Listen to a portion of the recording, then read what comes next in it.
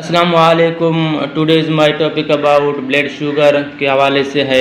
मेरे पास ये एक प्रोडक्ट पड़ा हुआ है, मेक्टम कंपनी का प्रोडक्ट है और ये ब्लड शुगर को कंट्रोल करता है। आप इसको देख भी सकते हैं और ये ड्रॉप्स की शक्ल में आ जाता है।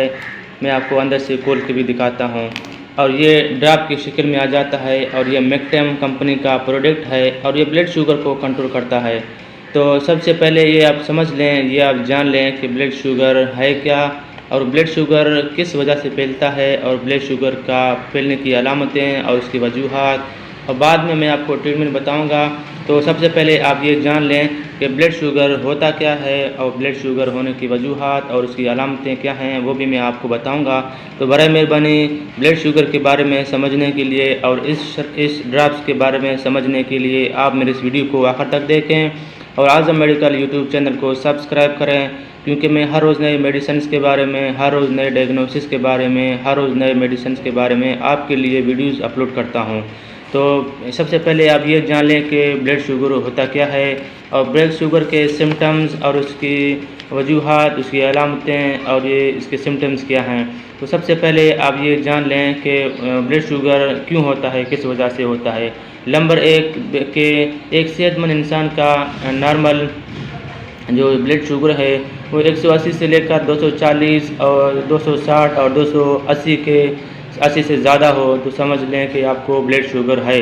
अगर टेस्टों में आ जाए तो टेस्ट किस तरह किया जाता है, home and in the test और घर में टेस्ट करने का तरीका, वो भी मैंने एक वीडियो अपलोड किया है। आप आज़म मेडिकल यूट्यूब चैनल को सर्च करें यूट्यूब में जाके और वहाँ पे मैंने 2-3 वीडियोज़ पहले भी अपलोड कर चुका हूँ कि ब्लड शुगर का टेस्ट घर में कैसा किया जाता है। वो भी आप देख लें तो फिर आपके समझ में बआसानी से ये वीडियो भी बआसानी से समझ में आएगा। तो ब्लड शुगर सबसे पहले ग्लूकोज बढ़ने की वजह से होता है। जैसा कि ब्लड के अंदर ब्लड के सेल्सों यानी खून या फिर खून के सेल्सों के अंदर ग्लूकोज का लेवल बढ़ जाए तो फिर बंदे को शुगर हो सकता है। और शुगर होता भी इसी तरह है कि खून के यानी कि ब्लड के सेल्सों के अंदर ग्लूकोज का लेवल बढ़ जाए।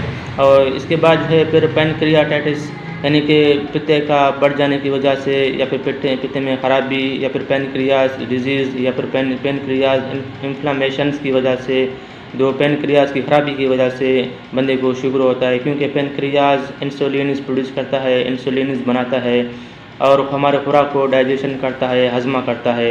जब पैनक्रियाज इन्फ्लामेशन हो, सूजन हो, पैनक्रियाज में ऐसा कोई डैमेजेस आ जाए तो फिर इंसुलिन का प्रोड्यूस होना बंद हो जाता है, जिसकी वजह से हमारे पूरे शरीर में, हमारे पूरे जिस्म में ग्लूकोज का लेवल बढ़ जाता है।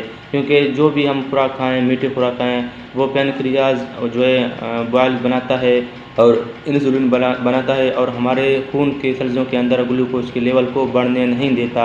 अगर पैनक्रियाज की ख़राबी हो तो फिर ग्लूकोज पूरे शरीर में, पूरे जिस्म में, ब्लड की हर एक सेल्स में पहुंच जाता है, जिसकी वजह से ग्लूकोज का लेवल बढ़ जाता है। तो फिर बंदे को शुगर होना होता है।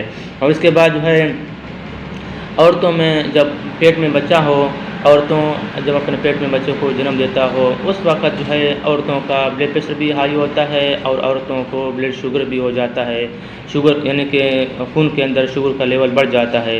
वो कभी कभार डिलीवरी के बाद माएँ रिलैक्स हो जाते हैं अपने आप, वो शुगर कंट्रोल में आ जाता है।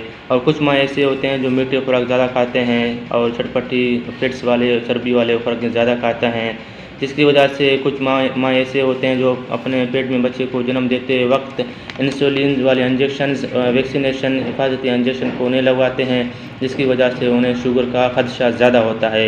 माँ अपने पेट में बच्चे को जन्म दे उस दौरान भी औरतों को ब्लड शुगर हो सकता है और होता भी है। तो बाद में कंट्रोल न करे, टेस्टें न करे और कंट्रोल न करे तो फिर उन औरतों को ब्लड शुगर हो सकता है लंबे अरसे तक। और इसकी अलामतें, शुगर की अलामतें, अगर आपको ऐसा कोई अलामत हो जैसा कि भूख ज़्यादा लगे तो फिर आपको शुगर की खदशा ज़्यादा हो सकता है। और शुगर वाले अमराज को, शुगर वाले मरीज़ों को भूख ज़्यादा लगती है और पानी की प्यास, पानी की तलब ज़्यादा होती है और पेशाब बार बार लगता है, बार बार पेशाब करने को दिल करता है और बीपी हाई होता है। हर वक्त बेचैनी, बेकरारी और दर्दें, जिस्म में दर्दें होता है और मायूसी, परेशानी और उठने बैठने को दिल नहीं करता, उठने बैठने को दिल भी नहीं करता। और ब्लड शुगर वाले को परहेज़ ये करना है कि आलू बिल्कुल बंद करना है, चावल, बड़ा गोश्त, मीठे खुराकें बिल्कुल नहीं करना है। कोई भी खुराक मीठा हो वो खुराक नहीं कर लेना चाहिए।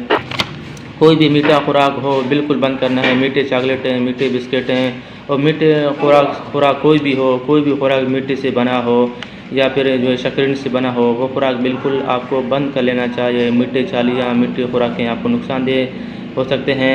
और ऐसा खुराक जिसमें ज़्यादा ग्लूकोज का लेवल हो या ऐसा खुराक जिसमें इंसुलिन यानी कि मीठे खुराक से कोई भी चीज़ हो, बेकरी हो, बिस्किट हो, मीठे से कोई भी शय बना हो, तैयार हो, वो आपको बिल्कुल बंद कर लेना चाहिए। और चर्बी, बड़े गोश्त आपको बिल्कुल बंद कर लेना चाहिए है। और इसका दवा ये है, मैंने आपको बता चुका हूँ कि इस दवा को आप दिन में 3 बार इस्तेमाल कर सकते हैं। और ठीक, मुझे तो ब्लड शुगर तो नहीं है, लेकिन फिर भी मैं आपको बताता हूँ। ये ड्रॉप्स होता है, इसको इसी तरह आप यूँ रख लोगे तो इसमें ये खतरा आएगा 2, 3, 4, 5, 6, 7, 8, 9, 10, 11, 12, 13, 14, 15 और ये 15 कतरे आपको 1 गिलास पानी में डाल लेना चाहिए है। 1 गिलास पानी में 15 कतरे आप डाल के दिन में 3 बार इसी पानी को यूँ हिला के दिन में 3 बार आप इस्तेमाल कर सकते हैं। बिस्मिल्लाहिर्रहमानिर्रहीम। या शाफ़ी या काफ़ी। इसी तरह दिन में 15-15 कतरे आधे गिलास या 1 गिलास पानी में डाल के दिन में 3 बार आप इसको इस्तेमाल कर सकते हैं। और आपको एक्सरसाइज लाजमी करना है, वर्जिश आपको लाजमी करना है। सुबह, दोपहर और रात को 3 टाइम आपको वर्जिश लाजमी करना है। वर्जिश करने से आपके जिस्म से ग्लूकोज ज़ाया हो जाता है। शुक्रिया, अपना ख्याल रखिएगा। अल्लाह हाफ़िज़। अगर आपको मेरा ये वीडियो अच्छा लगे तो मेरे इस वीडियो को अपने दोस्तों को फेसबुक में, व्हाट्सएप में शेयर करें। शेयर करने से आपके दोस्तों को इल्म की इजाफ़ी हो जाएगी। हो सकता है आपके दोस्तों के फैमिलीज़ में या आपके दोस्तों में शुगर हो, तो वो मेरे इस वीडियो को देख के उनको इल्म की इजाफ़ी हो जाएगी। शुक्रिया। मेरे इस वीडियो को ज़्यादा से ज़्यादा शेयर करें और शेयर करने से आपके दोस्तों को इल्म की इजाफ़ी हो जाएगी। हो सकता है आपके दोस्तों के फैमिलीज़ में या फ्रेंड्स के फैमिलीज़ में ब्लड शुगर ना हो।